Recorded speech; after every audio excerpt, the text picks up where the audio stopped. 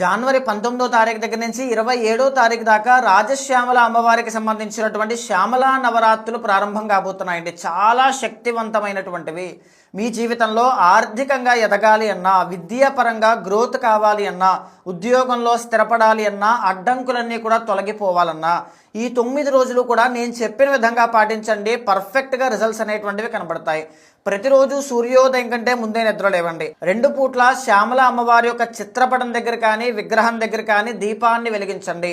2 పూట్ల ఓం శ్రీ రాజమాతంగే నమః అనేటువంటి మంత్రాన్ని జపం చేయండి. వీలైతే శుక్రవారము లేదా ప్రతిరోజు 9 రోజుల్లో గ్రీన్ కలర్ క్లాత్స్ అంటే ఆకుపచ్చ రంగు వస్త్రాలు ధరించండి. తర్వాత ఏదైనా శుక్రవారం నాడు కానీ ఏదో ఒక రోజు కుమారీ పూజ అంటే చిన్న వయసు ఉన్నటువంటి పాపని అమ్మవారి స్వరూపంగా భావించి పూజించండి, ప్రార్థించండి.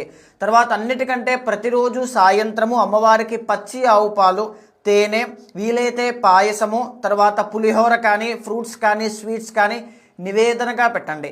మీ మాటకి బలం పెరుగుతుంది, వాక్శుద్ధి అనేటువంటిది కలుగుతుంది, ధన ఆదాయం పెరుగుతుంది. ఏదైతే మొదటి రోజు సంకల్పం చేశారో ఏ ఒక్కరోజు ఆటంకం లేకుండా మీరు చేయగలుగుతున్నారంటే 100% ఆ కోరిక సిద్ధిస్తుంది. ఇంకా శక్తి ఉంటే సాధన చేసే గురువులను ఆశ్రయించి అమ్మవారికి హోమాన్ని నిర్వహించండి. చాలా మంచి ఫలితాలు కలుగుతాయండి.